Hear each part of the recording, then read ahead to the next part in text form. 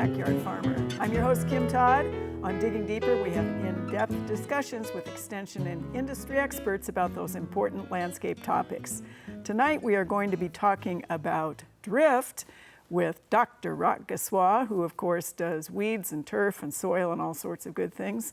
And it was actually Rock's idea to say, well, let's just talk about catch my drift.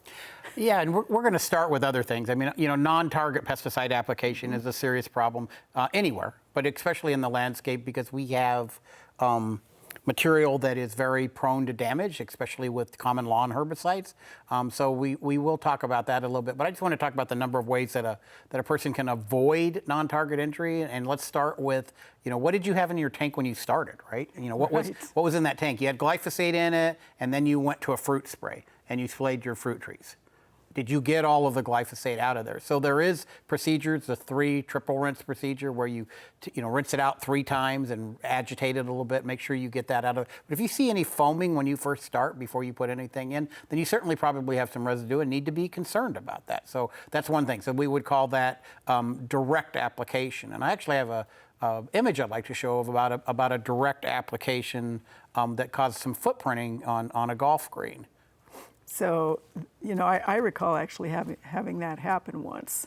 You know, you're in a yard and all of a sudden there are the footprints. And I think one of the other things that you mentioned about the tank, wouldn't it make sense for people who really are going to use a fairly large arsenal of chemicals to have more than one?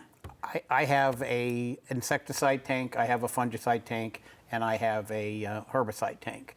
And the one that you definitely don't want to cross over because, you know, you can cause some injury and some other things and with any pesticide, but with ones that are designed to kill plant material, herbicide, it's not designed to kill people named Herb. It's designed to kill plants. And you have all these plants that you want to keep going. And, you know, my wife immediately knows when I've been a little bit less than careful and when I've burned a few of her leaves. But the image you're looking at right now is really intriguing to me because it's, you know, I talked about insecticides. This is actually an insecticide injury on a golf tee. And they put it up, down around their feet, right?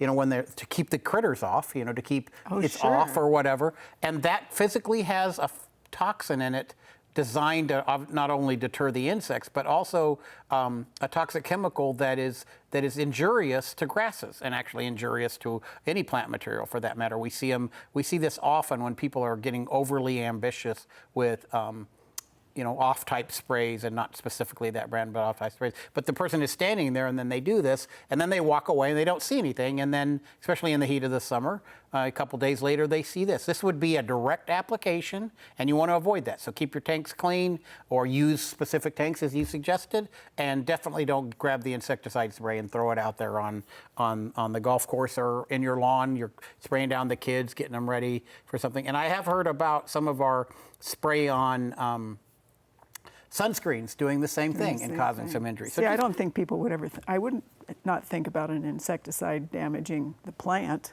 No, it's not a herbicide, right? So that you just need to understand that the propellants and the other inert, quote inert ingredients can cause some problems. So that's one. So spray, direct application, or you accidentally spray, or your tank has something in it, so you've got that going on. There's also one that we're hearing a lot about right now called temperature inversion, and with the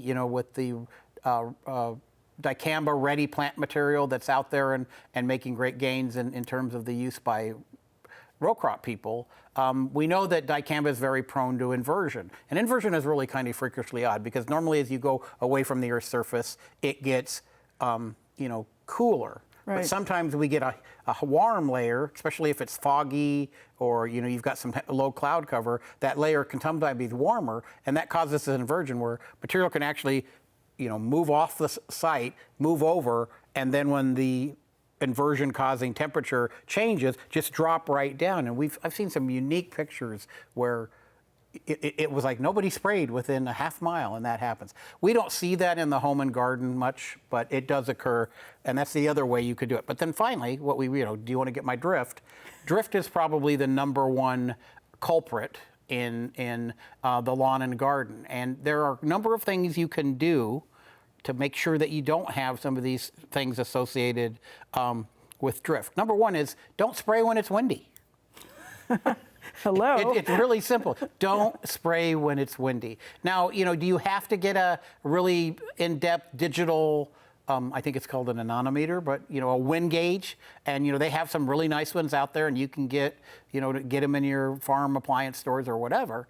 But do you really need that? And actually, I have a couple, what I've used for years, because normally you don't want to be spraying, above about 10 miles per hour. And I have a couple of graphics I'd like to show now that'll basically kind of take you down the line. The first one gives the origins of this methodology, which I find really intriguing, because this is something that we knew about, back in like 2000 or 1906. Wow. And it's what sailors used.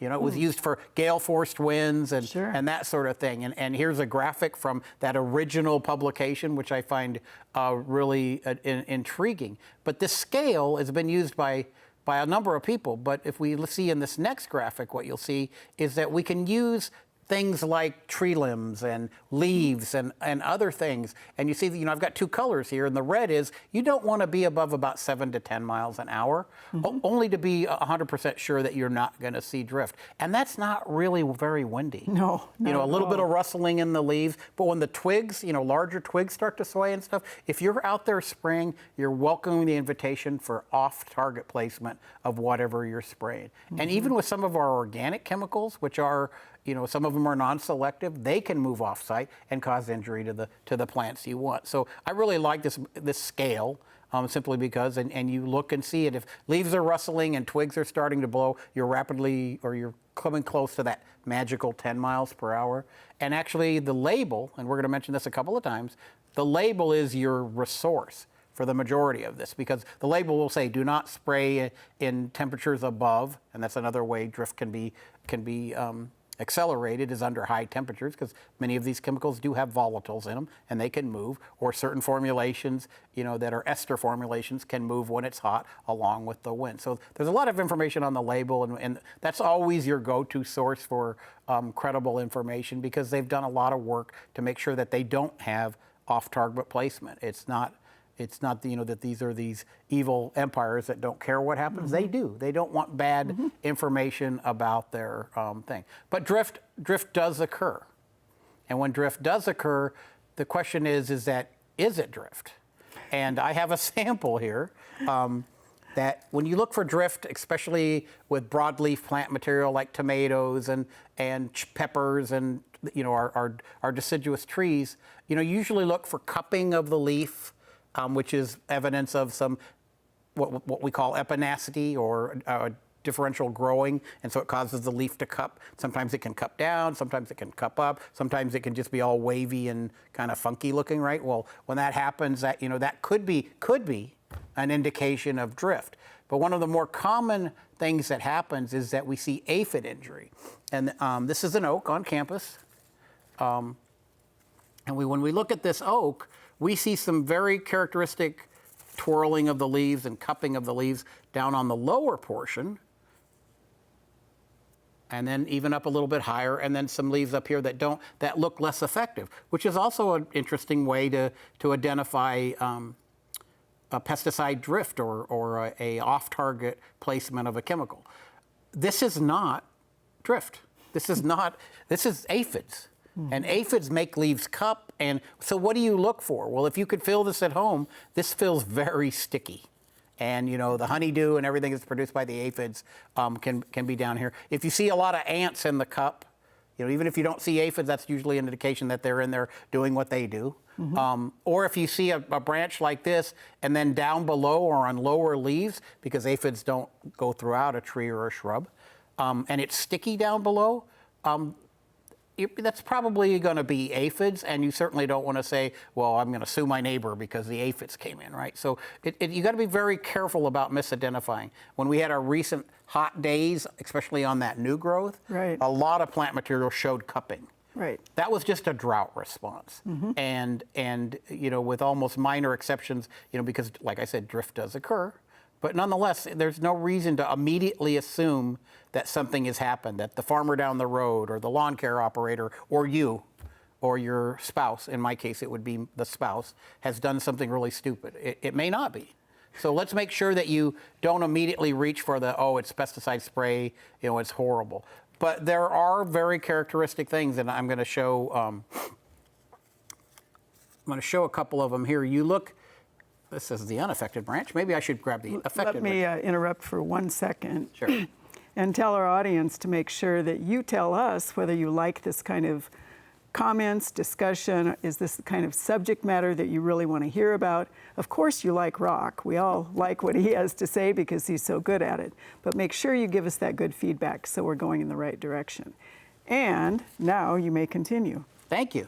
So this tree has very typical distorted leaves, cupping, and one of the key identifiers, this one's a little bit dry now, but when you first grab this tree, it's got,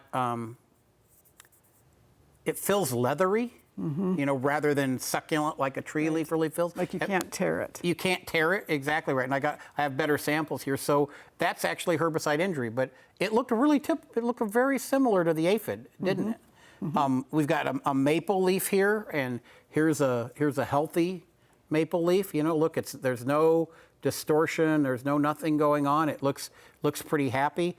And then immediate above this, I don't have it set up right, but immediately above this was this one. That one's definitely cupping. It has the leathery feel to it, and sometimes the leaves are striated. You see that little striation in there? That's often typical of herbicide injury. If you see spotting, that's more typical of aphid injury, right?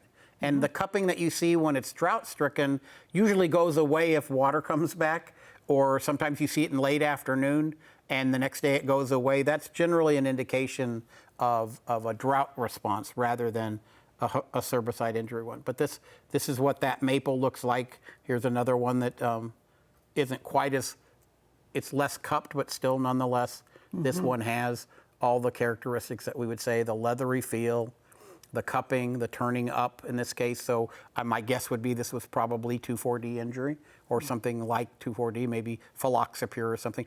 Strictly speculation, because unless you take this leaf and analyze it, we're trying to make educated guesses. And it's a non-discriminatory inflictor. This is tomatia,